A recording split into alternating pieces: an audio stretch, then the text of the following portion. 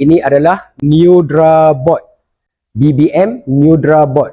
Okey, secara asasnya, secara umumnya, apa yang saya inginkan Neudra board ini boleh dilakukan adalah saya nak Neudra board ini boleh melakukan simulasi bagaimana operasi dalam sistem pneumatik dan hidrolik. Satu, dia akan bermula dengan pemampat udara, kemudian dia akan pergi kepada tangki udara. Udara dimampat ke simpanan tangki, kemudian udara dalam tangki akan pergi kepada pengering udara. Udara dalam pengering udara akan pergi kepada unit servis. Udara daripada unit servis akan masuk kepada injap kawalan arah, dan udara daripada injap kawalan arah akan masuk kepada penggerak ataupun silinder. Baik, sekarang kita akan lakukan simulasi. Okay, yang pertama sekali adalah kita kena hidupkan suis pemampat udara.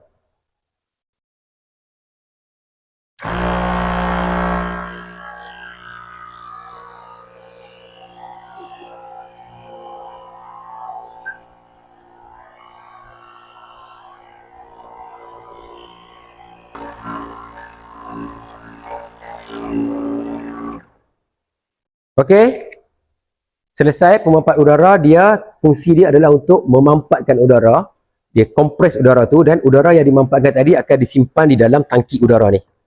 Okey, daripada tangki udara, udara kemudiannya akan ke pengering udara. Ini adalah model pengering udara. Okey, daripada pengering udara, udara kemudiannya masuk ke dalam unit servis.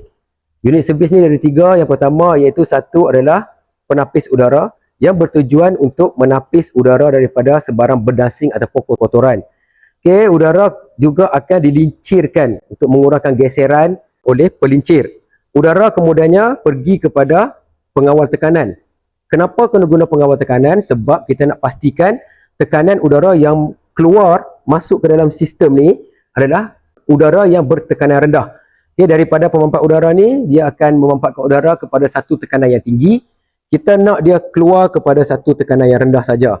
Okey, udara sekarang ni saya akan menunjukkan bagaimana simulasi bagi silinder 2 tindakan dulu. Okey, udara daripada pengawal tekanan akan masuk ke dalam injap kawalan arah. Okey, injap kawalan arah ni dia berfungsi untuk mengawal ke mana arah udara tu pergi. Sekarang ni injap ni mengarahkan udara, dia masuk sini. Dia masuk ikut ni, dan dia menolak silinder ni sentiasa ke dalam. Okay, apabila saya tekan injap ni, injap akan berubah posisi. Udara akan lalu ke sini, masuk ke belakang ni, dan menolak silinder ni keluar. Okay, injap ni dia boleh berubah posisi.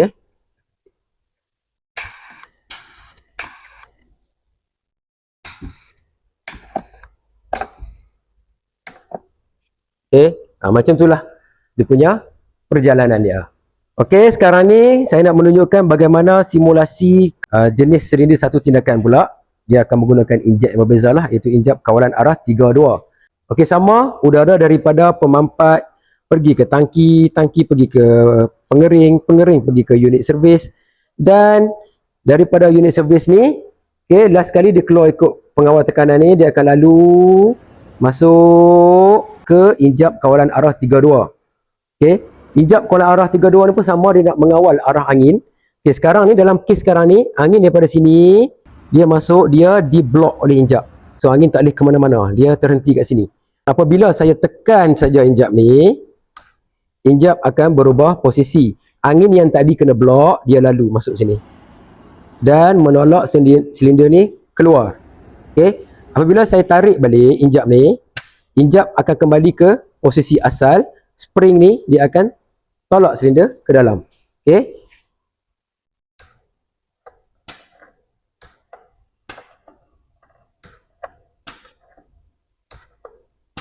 nah macam itulah. Okey, ini dua ni menunjukkan rajah bagaimana binaan di dalam injap tu berfungsi ataupun berlaku.